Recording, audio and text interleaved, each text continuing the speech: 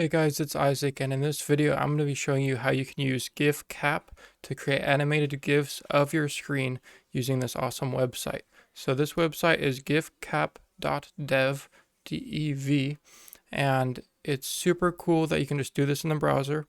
And it says it's client side only, so no data is uploaded. You have to use the modern browser. I'm just using the updated version of Chrome. Super awesome. So all you gotta do is you gotta push start recording right here, and then you have multiple options. You can do either the entire screen. I have two screens, so there's two options, but you can go to application window, and then these are the programs you have running. So maybe if you have Excel running, you can select that, or you can do it by Chrome tab. And I'm assuming if you use a different browser, it will say like whatever else browsers tab. But I have a Google Doc in this tab. I'm going to select the Google Doc, push share.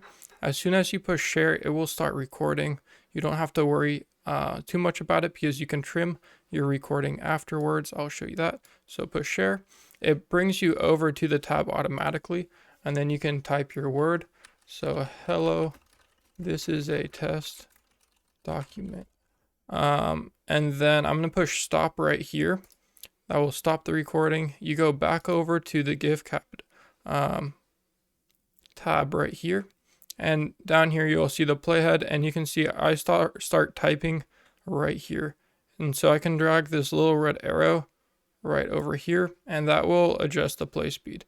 And it ends like right around here. So,